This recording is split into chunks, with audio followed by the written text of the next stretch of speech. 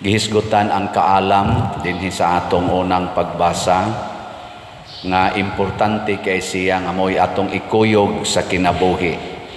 Kay kung dili kuno ta magkuyog sa kaalam, maanam-anam gitag kahugno, maut-ot o maway kapuslanan ang atong kinabuhi.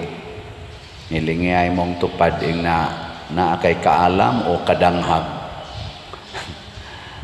Nya kinsa man ning mga taong maalamon, ang tinuod nga maalamon dili na sila kining maratol, secured. Mo nang matud pa sa unang pagbasa, kaalap sa to. Sila nga magtahod sa kaalam, maghatag sa matarong nga mga hukom. Sila nga mamati kaniya, makabaton sa matuod nga seguridad. Kana bang secured ka sa imong kinabuhi? Mawa na ang mga ratol, kanang kasina, mga kahadlok, labaw na gyud ang kanang kasuko. Sa inyong tan-aw sa ato rong nanagan sa politika, maalamon sila o mga danghag? Ang kanang secured, kanang relax. Kana bang tao nga relax? Dili daling madutlan og mga batikos, dili masuko kung sawayon, daoton, butang-butangan. Mao na sila yung mga maalamon, mao na sila yung mga nindot nga mga leaders. Tanawa si Jesus o sa ka-leader, giingnan siyang Juan diri, magtutudlo, naaman sa dito'y naghingilin og mga yawa sa imong ngalan. Nya di man nato kauban, among gibadlong. Nakuan dayon sila na threaten ba? Kana bitang nasina, ay di ko kakauban nganong gamit-gamit man kas amongan. Unsa may tubag ni Hesus, ayaw siyag pagdid-i.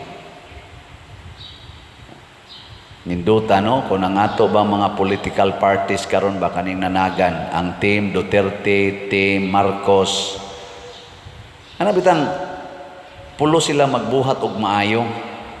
Nya why sinahay? Dili moingon ang pikas nga ayaw mo nila. Moingon sang pikas ayaw sad mo nila. Kanang maayong buhat mo'y himuon. Pero sa tinud-anay mga igsuon dinhi sa atong kinabuhi, basta magbuhat ganitag maayo, magkahiusa kita. Ang tinuod nga nagbuhat og maayo dili gyud makigkompetensya sa usag-usa. Kay kani manggong buhat nga maayo dili ni magkompetensyahay, magkauyon gini sila. Kinsa ra man gyud magkabangi ang buhat nga maayo ug ang buhat nga dautan. Matud pa ni Kristo, kay ang dili batok kanato, kay sila man mo'y mga maayong tao, si Jesus man ang the only good. Ang dili batok kanato, dapig kanato. Mabitaw nga magampo ta nga kinibitang nahitabo sa atong nasod karon nga gubot kaayo nya gasto kay kwarta. Hurot na kuno na bangkaruta ng atong panudlanan sa kwartas nasod, sige nalantag utang, siging utang. Ambot og asa kani padung ning atong nasod ug mao na lang gini. Nagpasabot lang gid ni siya nga daghan gyud mga buangon sa atong mga leaders sa nasod, kay kun maayo pa ni silang atong mga leaders ug nindot pa ni sila mga leaders, naay kalambuan. Di na lang ta mo pinpoint og kinsay mga buangon aning atong mga leaders, basta klaro kay na maut-ut gani matud pa diri na ay daghan nga way kaalam. Kay kani manggong kaalam, the true wisdom belongs to God. And if we are guided by God's wisdom, di gyud mahitabo nga dili mulambo ang atong kinabuhi. Nya kun leaders nato, ang mga leaders nato sa atong nasod, guided by the wisdom of Jesus as our true shepherd, mulambo gining atong nasod, dili magsigig kautang-utang. Og makautang man ta, doon gitawag og return of investment. Kung sa tawag na ROI. Karon sige na malantag spend nya inigsunod na sang budget, mangutang na sad. Igsunod na sang tuig, mangutang na sad. Wa gyud return of investment. Mao nang maut-ota pasabot tawag nata na in quotation ug anha ta sa business, di siya mahimong businessman kay ngano man way kaalam, dili siya bright sa iyang gigamhan na buluhaton. Tawgon na nato siya og danghag or bogo, foolish. Mao tong do natay gitawag og 10 virgins, 5 are foolish, bogo, danghag, 5 are wise. Maura to sila'y nakaabot gyud ngadto sa langit. Matud pastubag nato sa Salmo, o Ginoo, dako ang kalinaw nila nga nahigugma sa imong balaod. Ekonomi, huna-huna ako noron sa imong kinabuhi. Unsang balaura ang imong gisunod? Balaod sa Ginoo o balaod sa tao?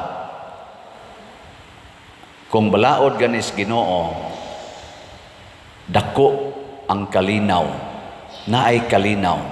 Unya kay nagubot marong atong nasod, gubot man kay na sila diyang atong mga congressmen, mga senador, inig-eleksyon, gubot man kay ta, gasunod tas balaod nga way klaro. Balaod sa tao. Ang balaod sa tao is always centered on the person, sa magbabalaod. Mao nang matod pa nila kini kunong ato mga balaod labi na dinis Pilipinas, nakasentro ra gyud sa magbabalaod. Nya sila rasay mag-usab-usab, sila rasad mo adjust. Nya kada kuno balaod na adjud kuno nay kanang asana exit nila ba aron og magbayulit sila anang ilang balaod, dali kay sila makaikyas. Sila rasang naghimos balaod ang maghimo anang exit. Kamo nalay discovery ana mao man kuno nay tinuod. Di gid na mo na yung di gid mapriso ang lawyer dinis Pilipinas ba, lisod kay mapriso.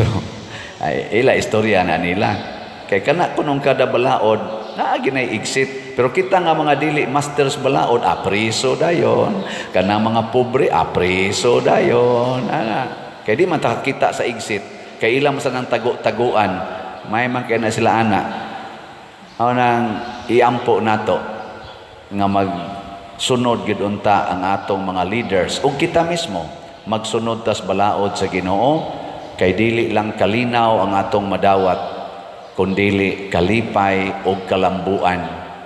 Naidaghang moanhin ako, uban magdepresyon na, ang uban ratol na kaayo. Usa ra gyud akong unang isulti, sunda gyud ang balaod sa Ginoo. Sama nang maputos nas utang, padir daghan na kay kog utang, nako ayaw pangutang. Mga matay mi padir nako, ay kamatay lang basta ay nagyog utang. Unsa pa man sato pa kung di na ka mangutang, ang sunod mahitabo makabayad jud ka sa imong utang. Di naman ka mangutang. Nya unsa may gisugo sa Ginoo, niingon dayang Ginoo nga pangayo, asa na pangutang ka mo dili, pangayo. Na mangayo ka. Kauaw sad pader, magpakauaw ta kaysa magsupak tas Ginoo. Sa maragod anang usa ka asawa o usa ka bana, unsa may sugo sa Ginoo, pasayloa lang nagkapituan kapito. Nya moingon ding asawa, magmukha ko dinhing tanga, magsigi ko pasaylo anang iyang sigig pangabit dito, or ang bana ba kay mo insulto mo sa nako, namabdos na siya sa iyang kabit, ako lang yapong dawaton, dawata. Kauaw sa dana pader, ma-degraded masad ang akong pagkabana ana, ay pa-degrade lang. Si Kristo gani gibitay sa cross, okay raman. Gihubuan gani siya, okay raman.